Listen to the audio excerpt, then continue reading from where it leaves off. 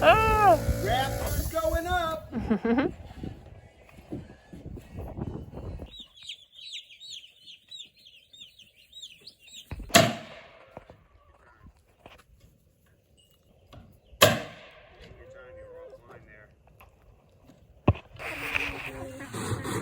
What'd you say, babe? Flooring? Oh my gosh. It's raining. Look at this. You guys. Ooh, I'm sorry. I'm trying. Wait, what is that? Floor. Concrete floor. Babe. Come on in, Mom. My feet are all wet. No, this is what we have been doing. Our feet are fine. Don't worry. It's made for the moisture, so you're good. Yeah. All right, so what do we got here, babe? Tell the people. So this is Wonderboard. So I think this works really well for moisture. It's stopping wet outside, and we've been walking in and out of it, and it just gets wet and dries. It's wet and dries. You can see some of the boot prints already disappearing. I think this stuff is great, lasts a long time, and underneath it is a layer of tar paper, which just helps, again, prevent any moisture from getting down to the plywood. But I think once you've got it at this point, you're really good that it'll last a long time, and the chickens can get it moist, poop, pee, whatever on it, and it'll handle it really well. You are look at this view that they're gonna have out here. That's... Can I show you all the screws I did? Yeah. I did all these, You did? all these, like half. I'm so proud of you. Hard work. Let me see the muscle. Let me see the muscles. Woo! We got the roof up. Let me see the muscles. The chickens are gonna have such a beautiful Better view. view than us. Amazing. How's your shingling? Good. Getting some shingles done. Old school hand banging today. Anything we need to know about shingling? I mean, if you've never done it before, it's definitely a little bit tough, but basically, you set your first course, and then you're just kind of overlapping your seams. So there's a seam here from this piece to this piece, and this whole piece overlaps it. And you just keep running, you follow the lines. 4 nails per shingle is enough for something like this. And then you make your cuts at the end. You take your end cut, like the leftover piece of your cut, bring it there, and that's your starter for the next row. And you just keep working this way all the way till you get to the top. All your nails are covered by the next course.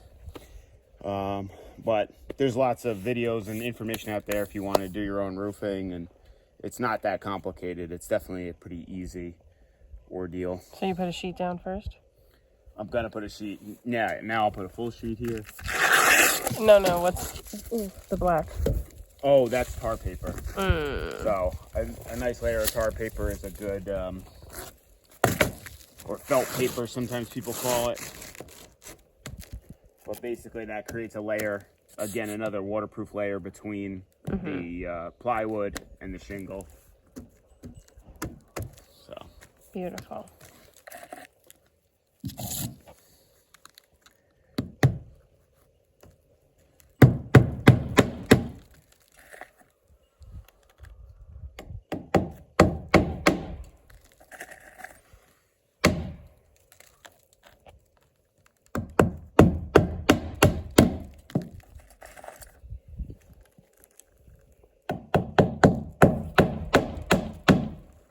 Okay, so we like to mimic what a mama hen would do, which would be to take her chicks out right away to start eating. So we're gonna put ours on grass and see, maybe a little chilly.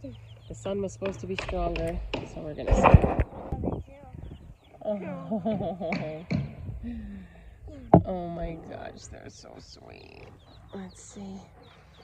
You see the babies, Jam? Oh my gosh. That's like what I talked about the other day. How I've longed to gather you as a hen gathers her chicks under her wings. Oh my gosh. Eat one of these soon. I don't know yet, but I think... Not this girl. My babies. Oh my gosh. Hi. think I like the dark one. Oh, I like fluffy. in your little head. Come on, Jim. Good girl. Oh, she's trying to snuggle in.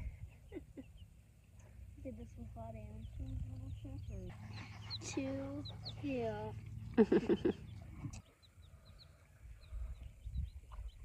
Oh, you know what? I will use it as a teaching lesson. What? Okay. So, I just want to teach you, in case you don't know, when you get chicks, something that may happen is they get something called pasty butt. So if you can see, this lighting isn't good. Let me see. When you get chicks and take them home, there is something that they get sometimes which is called pasty butt. And I see this one kind of has it. So if you see, they kind of get poop stuck to their butt. And so you have to make sure you remove that. But they are very delicate. So you have to be super careful, and you can take like a wet Q-tip, something, to try to gently clean it off. Or sometimes if you have to, you can dip them in water and let it, warm up and soften. But try to do it as quick as you can and try to get them at least wet as possible because they're freezing. And then put them, dry them up as best as you can and get them back under the heat lamp. Almost on fire. Look at this baby. I come little pretty.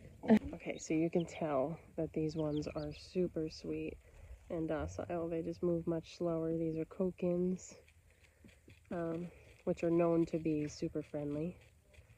I wanted them to because they're supposed to be good mamas, so I can have ones to hatch eggs for us. Super fluffy. The kokins have the fluffy feet too, and so I'm excited to watch these ones grow. One more. All right, who's carrying them? I'm carrying. So it's really cold and we have to put them back in, so we're just gonna put them back in. And we'll try again tomorrow, right? Yep.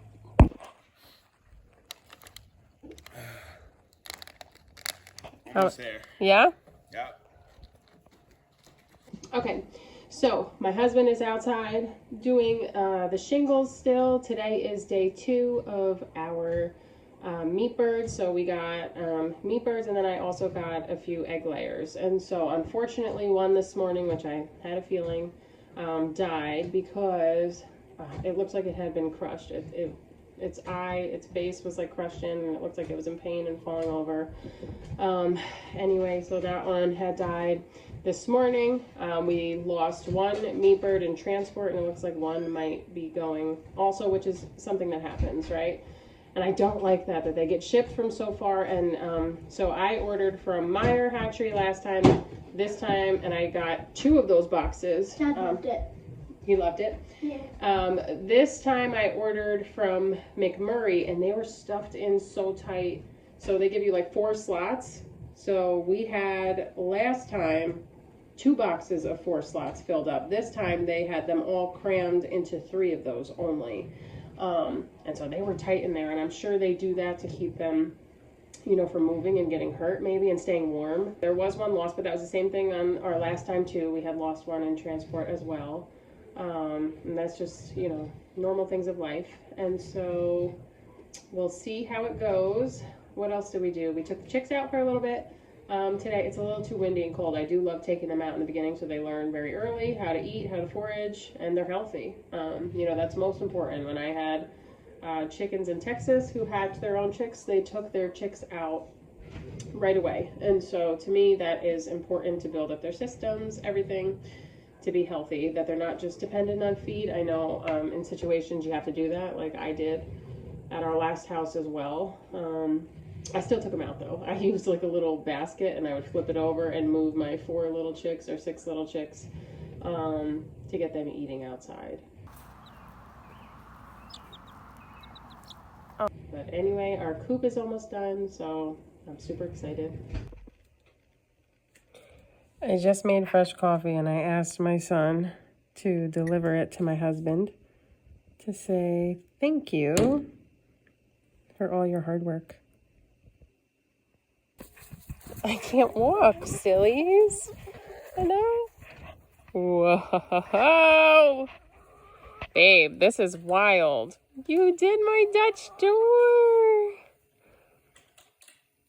Oh my gosh. I love it. It's perfect. You can do different latches if you want, but these are for now. Ow! Excuse me. And then this is cool. You can open it, and these screws here, Oh, wow.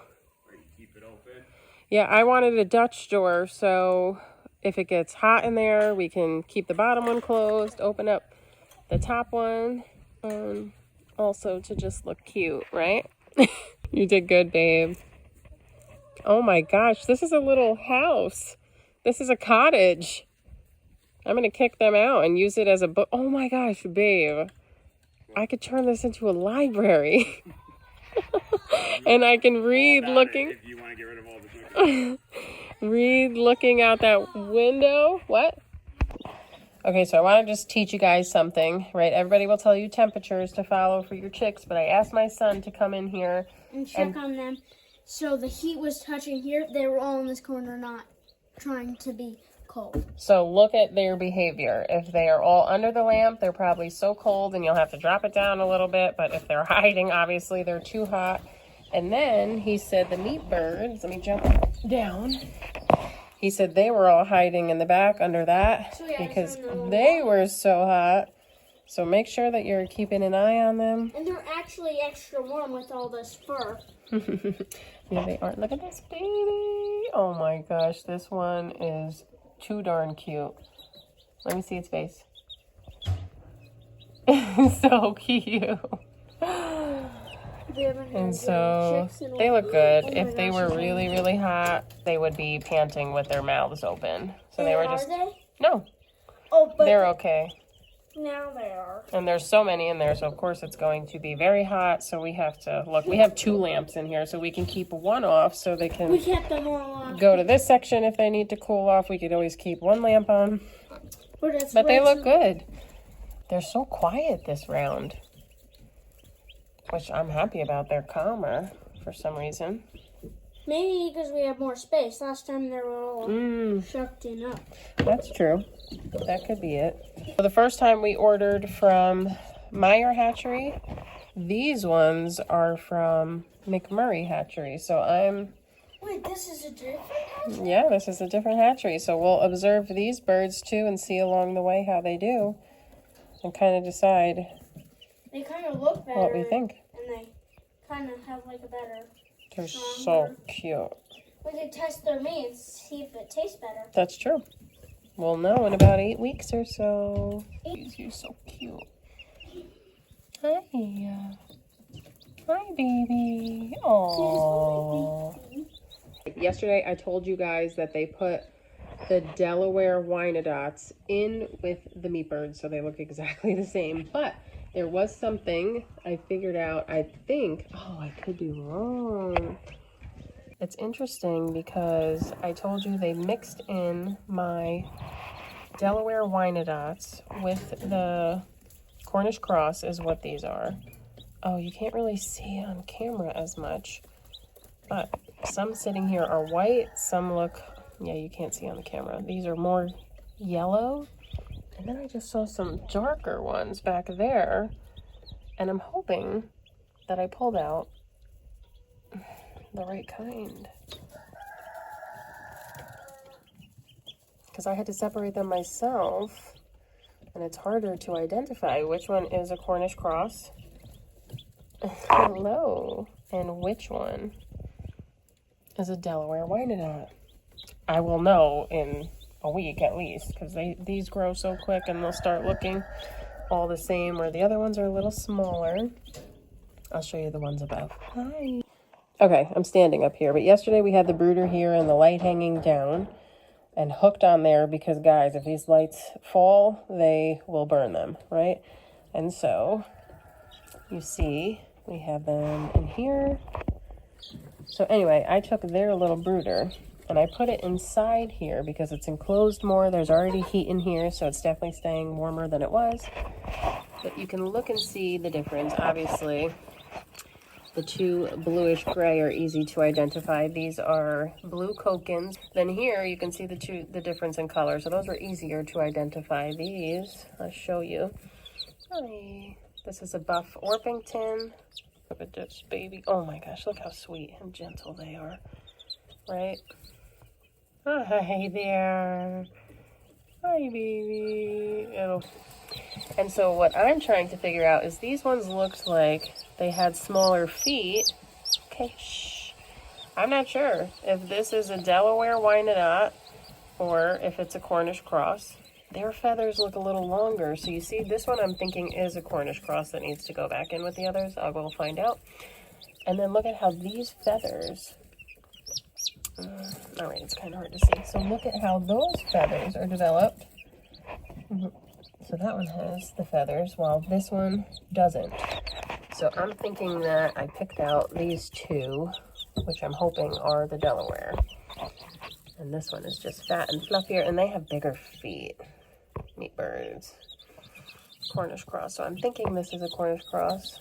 I'm going to give it a little bit before I put it back.